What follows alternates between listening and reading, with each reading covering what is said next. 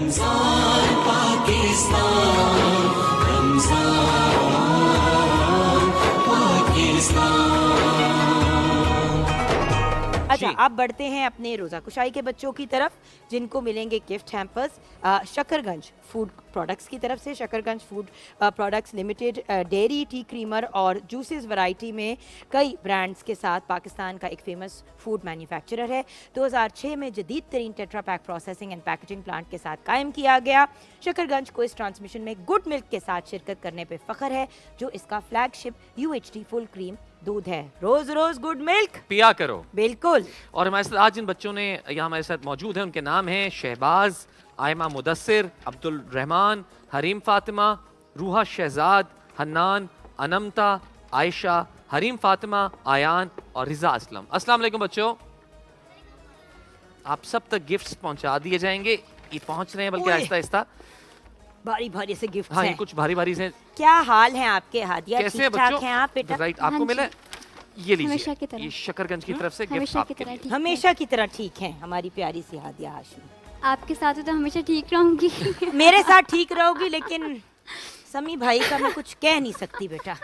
یہ دیکھیں بیٹا یہ لو بچے، آپ کا بھی گفٹ بھی آ جائے، آپ کا بھی gift۔ سب کے گفٹس یہاں ایک اور گفٹ بیٹی آپ کے لیے آ رہا آ ہے۔ جائے گا۔ ہاں، ٹھیک ہے، تو بڑھتے ہیں آج کے قصے کی طرف۔ جی ہادیہ۔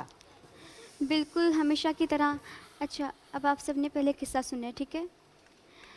گفٹس کو بعد میں بچے دیکھیں گے، ابھی آپ اپنا قصہ سنیں گے۔ ہاں جی، ہمیشہ کی طرح آج کا قصہ بھی بہت ہی خوبصورت ہے، تو شروع کرتے ہیں ہم آج کا قصہ۔ پیارے دوستو، قرآن مجید ایک مکمل ضابطۂ حیات ہے، اور اللہ تعالیٰ کی اس مقدس کتاب میں ہمارے لیے بہت سی سبق آموز باتیں ہیں، جو اللہ تعالیٰ نے سمجھانے کے لیے قصوں کی صورت میں بیان کی ہے۔ آج میں آپ سب کے لیے قرآن پاک کی سورہ کہف میں بیان ہونے والا قصہ لے کر آئی ہوں۔ یہ اصحاب کہف کا یعنی غار کے اندر رہنے والوں لوگوں کا قصہ ہے۔ اصحاب کہف اللہ تعالیٰ کی خاص نشانیوں میں سے ایک ہے۔ بات کچھ اس طرح ہے کہ اسلام سے پہلے روم کے شہر افسوس میں ایک مشرک اور ظالم بادشاہ دقیانوس کی حکومت تھی۔ وہ ہر اس شخص کو مار دیتا تھا جو بتوں کی پوجا نہیں کرتا تھا۔ اصحاب کہف اس شہر افسوس کے اونچے گھرانوں کے ایماندار نوجوان تھے اور اللہ تعالیٰ کی وحدانیت کو ماننے والے تھے۔ وہ دقیانوس کے ظلم و ستم سے تنگ آ کر اس کی سلطنت سے فرار ہو گئے۔ ان کو راستے میں کچھ بکریاں چرانے والے لوگ ملے اور ان سے ان کی ملاقات بھی ہو گئی۔ انہوں نے پوچھا کہ آپ سب لوگ کہاں جا رہے ہیں؟ اصحاب کہف نے جواب دیا، ہم اللہ کی رضا کے لیے یہ بت پرست لوگوں کا شہر چھوڑ کر جا رہے ہیں۔ یہ سن کر وہ چرواہے بھی ان کے ساتھ شہر سے باہر چل دیے۔ چرواہوں کے ساتھ ایک کتا بھی تھا۔ سب نے بہت کوشش کی کہ وہ واپس چلا جائے، کیونکہ ان کو خدشہ تھا کہ کہیں کتے کی وجہ سے ہماری قیام گاہ کا اندازہ بادشاہ کو نہ ہو جائے۔ انہوں نے اس کتے کو ڈرایا اور کافی دھتکارا بھی، لیکن وہ واپس نہ گیا۔ پھر اللہ تعالیٰ نے اس کتے کو انسانی زبان میں بولنے کی طاقت عطا کی، اور اس نے کہا کہ اے اللہ کے بندو، مجھے مت دھتکارو، میں بھی اسی رب کا فرما بردار ہوں جس کے تم بندے ہو۔ جس رب کے رضا کے لیے جا رہے ہو، میں بھی اسی کو چاہتا ہوں، لہٰذا مجھے بھی اپنے ساتھ لے چلو۔ یوں ان کے قافلے میں کتا بھی شامل ہو گیا، اور وہ سب رات بھر پیدل سفر کرتے رہے۔ صبح کے وقت تک وہ ایک پہاڑ کے پاس پہنچ گئے۔ انہوں نے اس پہاڑ کی غار میں آرام کرنے کا فیصلہ کیا، لیکن پھر سوال آ گیا انسانی ضروریات کا کہ جی ہم کھانا پینا کیسے کریں گے، کیسے رہیں گے۔ اس سوال کو حل کرنے کے لیے وہ آپس میں مل بیٹھ کر کہنے لگے کہ ہمیں اللہ تعالیٰ سے خیر کی امید کرنی چاہیے۔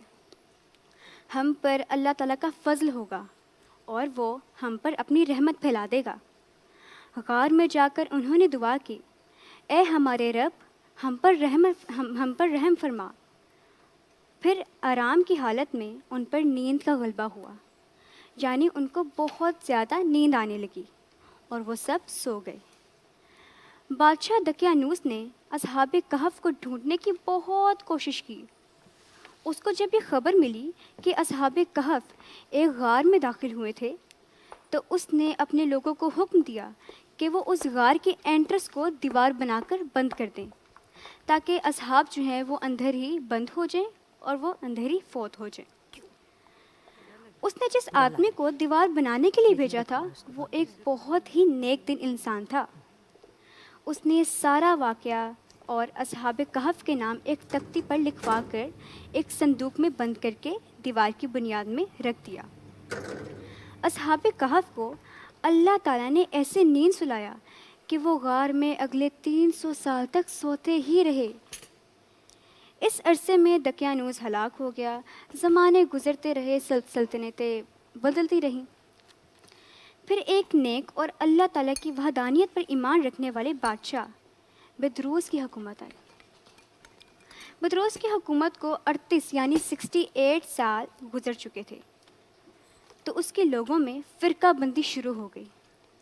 لوگوں نے قیامت کے دن پھر سے زندہ ہونے اور موت کے بعد ملنے والی زندگی سے انکار کرنا شروع کر دیا۔ بادشاہ بدروس نے ایک مکان میں خود کو بند کر لیا اور دن رات دعا فرمائی کہ اے رب کوئی ایسی نشانی عطا کر جس سے یہ لوگ قیامت کے دن پر واپس ایمان لے آئیں۔ انہی دنوں میں ایک چرواہا اس غار تک پہنچا۔ اس کو اپنی بکریوں کو ٹھہرانے کی کوئی جگہ ہی نہیں مل رہی تھی تو اس نے فیصلہ کیا کہ یہ غار کے باہر والی پرانی دیوار گرا کر غار میں بکریوں کے رہنے کے لیے جگہ بنوائے گا۔ اس نے کچھ لوگ بلائے اور دیوار گرانا شروع کر دی۔ جیسے ہی دیوار گری تو جو لوگ دیوار گرا رہے تھے ان پر ہیبت طاری ہو گئی، کیونکہ جو ہی دیوار گری تو اللہ تعالیٰ نے اصحاب کہف کو نیند سے جگا دیا اور دیوار گرانے والے ان کو دیکھ کر بھاگ گئے۔ اصحاب کہف اس بات سے بے خبر تھے کہ 300 سال گزر چکے ہیں اور شاید وہ ان کے لیے ایک رات ہی تھی۔ ان میں سے ایک شخص شہر سے روٹی لینے گیا اور وہ دیکھ کر حیران رہ گیا کہ شہر میں اللہ تعالیٰ کو ماننے والے لوگوں کی تعداد اتنی زیادہ ہو چکی ہے اور ان کو کوئی قتل بھی نہیں کر رہا۔ راتوں رات ایسا کیا ہو گیا؟ پھر وہ ایک تندور پر گیا اور اپنے پاس موجود 300 سال پرانا سکہ لے کر روٹی لینے کو کہا۔ نان بائی نے انکار کر دیا اور بادشاہ تک پیغام پہنچایا کہ اس آدمی کے ہاتھ 300 سال پرانا خزانہ لگا ہے اور یہ سکہ اسی خزانے کا ہے۔ بادشاہ نے اصحاب کہف میں سے شہر آنے والے شخص کو اپنے پاس بلایا تو انہوں نے بادشاہ بدروس کو ساری بات بتا دی۔ تو بادشاہ کو پتہ چلا کہ یہ تو اللہ تعالیٰ کی نشانی ہے کہ جس نے ان اصحاب کو نیند سے اتنے سال بعد جگایا۔ بادشاہ بدروس اپنے لوگوں کے ساتھ غار میں موجود دیگر لوگوں سے ملنے گیا۔ غار میں موجود اصحاب کو لگا کہ دقیانوس نے ان کے قتل کے لیے فوجی بھیجے ہیں، لیکن اتنے میں ان کے ساتھ وہ ساتھی جو روٹی لینے گئے تھے وہ غار میں دوبارہ داخل ہوئے۔ انہوں نے اپنے ساتھیوں کو وقت گزارنے کا اور بادشاہ بدروس سے ہونے والی ملاقات کے بارے میں بتایا، جس سے وہ سب مطمئن ہو گئے۔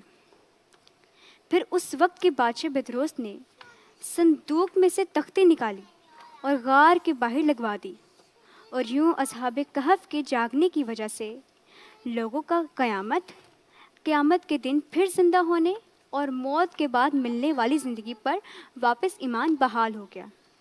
یہ تھی اللہ تعالیٰ کی نشانی۔ پیارے دوستو، اس کہانی سے ہمیں یہ سبق ملتا ہے کہ ہم نے ہر صورت میں حق کا ساتھ دینا ہے۔ جو لوگ حق کا ساتھ دیتے ہیں اللہ تعالیٰ ان کو اور ان کے اجر کو ضائع نہیں کرتا۔ دوستو، انسان کو بس صحیح اور غلط کی پہچان ہونی چاہیے اور ہر صورت میں صرف صحیح کا ساتھ دینا چاہیے، اور یہی ہماری اصل کامیابی ہے۔ آپ بتائیں، آپ دونوں کیا کہتے ہیں اس کہانی پر؟ بہت خوبصورت قصہ سنایا، بے شک اس میں ہم سب کے لیے سبق ہے، بالکل۔ اور انسان ہونے کے ناطے نا ہمیں آخرت پہ یقین ضرور رکھنا چاہیے. ہمارا بیسک ایمان ہے کہ یہ دنیا تو عارضی مہمان گاہ ہے, اصل منزل آگے ہے. اور اصحاب کہف کے واقعے اندر بہت بڑی مثال ہے, 300 سال کی نیند اور پھر ایسے اٹھے کہ جیسے کل سوئے ہیں.